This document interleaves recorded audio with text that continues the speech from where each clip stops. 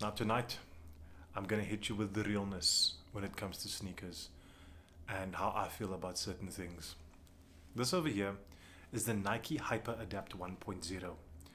And I must tell you, at this point in time, I don't think I've desired a pair of sneakers more than I have this one right here. But as I say that, I recognize that I've probably said that about most sneakers before I buy them. But there's one thing that sets the sneaker apart is that after fitting on these sneakers, I have not regretted wearing a pair of sneakers more than I have this one. And tonight I'm going to tell you why. But first, check this out.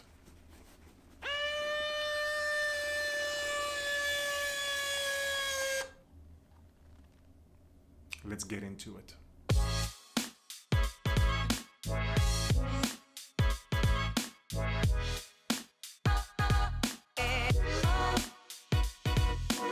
So I'm Bernie, the sneaker evangelist. This is Soul Knowledge, the home of the sneaker story and of sports culture insights. I just want to thank all of you for tuning in, for those of you that have been stalwarts of the cause for sneaker education and sneaker understanding. You've grown, I've seen that. You've understood more, you've plugged in more, and for that I thank you and we appreciate you over here at Soul Knowledge. Now, the best way to contextualize this sneaker is that you should view it as a sequel to the Nike Mag, which was episode 1 in season 2. The most important differentiators between this and the Nike Mag is that the Mag was created just as a prop that you can wear, that you should not do any sports in. However, the Hyper Adapt is a fully functioning performance sneaker. In other words, you can go to gym in it, you can do running in it, you can do activity in it, like any other sneaker would be doing. But it just has the opportunity to power lace as well. That is critical.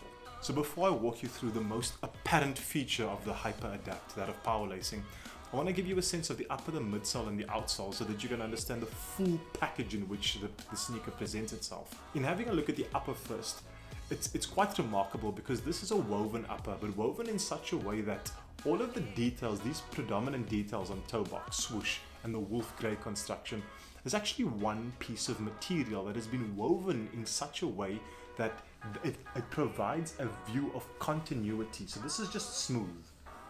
You just feel as you run it across. It's not two pieces which have been stitched together. And the entire upper is just bound by a single seam which takes place right over here. I'll bring that a bit closer. You can see that single seam. But everything else is just one smooth, continuous upper. What that means is that it minimizes chafing, it's a lighter construction, and it just aesthetically just looks a lot more continuous. Now, the midsole is a compression molded EVA. And as a start, which is quite interesting, I mean, there's no air in the shoe. It is just a plain midsole. And obviously, as the innovation continues, Nike will start adding in more innovation into the midsole space. But this midsole is purely a compression molded EVA. The outsole is a herringbone traction. For those of you that aren't too familiar, the herringbone traction, the idea even came from the fishes that you can see in this image. That is the herring itself. But this traction allows for multi-directional movement across a surface. Predominantly you will find this in basketball shoes or tennis shoes, relatively flat areas, but this is a herringbone application that has been elevated, so that means a little bit more action beyond just your court applications. So in actual fact, yes, the Hyper Adapt is a cross trainer. We're now getting into the meat and potatoes of what the sneaker is actually about. In a couple of seconds time, I'll be sharing a video with you of me actually putting my feet inside of these sneakers, and I want to explain to you what I'm actually feeling, what's actually happening over there. So this is a quick run through. Few things you got to know is that on the tongue over here you see the acronym EARL. That actually stands for Electro-Adaptive Reactive Lacing. And that lacing system, if I just bring it a little bit closer over here, I want to show you this lacing tube. This tube, if you look on the inside very carefully, there's a thin wire that you see positioned in over there. That thin wire is actually Nike's fly wire technology, which has been seen on ultra lightweight racing spikes as a means of providing stability for sneakers. And fly wire actually runs through the upper. There are 6 of these wires that are positioned from the midsole all the way through to the upper, connected back to the midsole, and then feeds into the motor at the bottom over here, which actually coils everything up and releases it. So it's actually fly-wire technology that's powering the self-lacing or the Earl system. The moment you put your feet inside of the sneaker, there's a pressure sensor that senses your foot on the inside and automatically laces for you. So you didn't have to switch on a power button, you didn't have to prepare the sneaker. The moment you take it out of the closet, put your feet inside of it, it immediately responds. Now, once your foot is on the inside, you will notice there's a little rewind and a fast forward button over there. I don't know if you can see it, it's very subtle, but there it is. Fast forward, rewind. That actually gives you the opportunity to loosen or tighten the sneaker.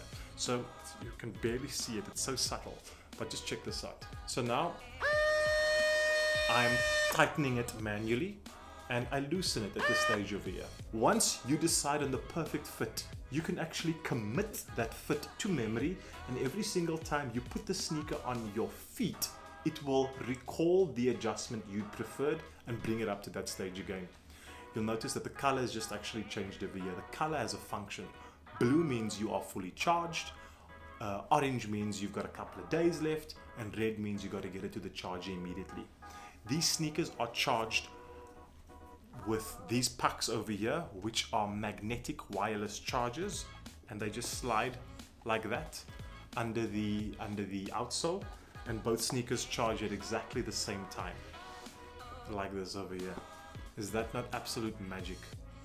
A charge would be for about 4 hours and it gives you 2 weeks. Now let's see what happens on feet.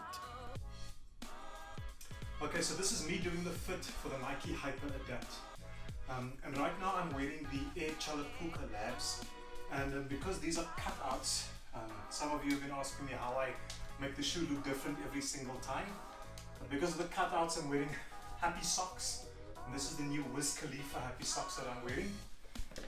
And let's give this one a go. Shoe horn.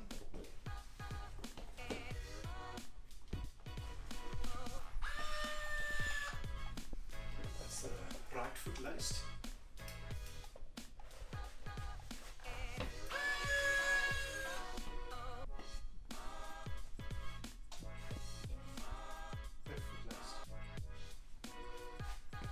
That's magic.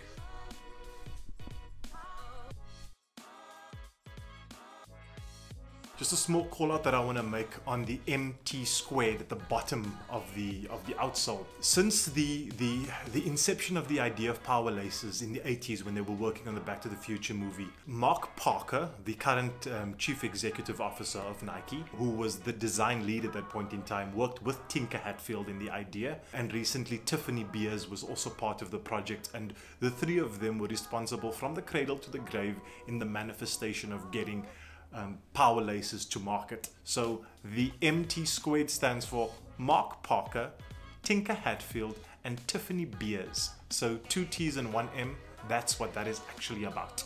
Ain't that cool? Here's why I had the regret. I didn't expect these sneakers to be as cool as they were, just for the technology to blow me away. I put my feet inside, I was surprised by just how amazing it was. It laced up, it lit up, it looked so cool. And I just looked at all of my other sneakers and thought, you guys just do not compare. That's exactly what I thought. Everything else just lost its sparkle, it lost its glare, it lost its technicolor. And my whole collection in that instant just faded to black. Now, if you can't respect that, your whole perspective is whack. So, Julian Frame, this is the second pair that you've given us for this season. We are truly appreciative of it. What a great collection. Thank you so much. 2 great stories. Guys, give Julian a follow. Club 1960 and Cross Trainer SA. He's got more of his collection that he will be revealing as time goes by. And hopefully I could be in touch with him for another gem or 2 in the future. So Julian, thank you so much. And guys, for watching, we appreciate you. Another episode of the finest in soul knowledge.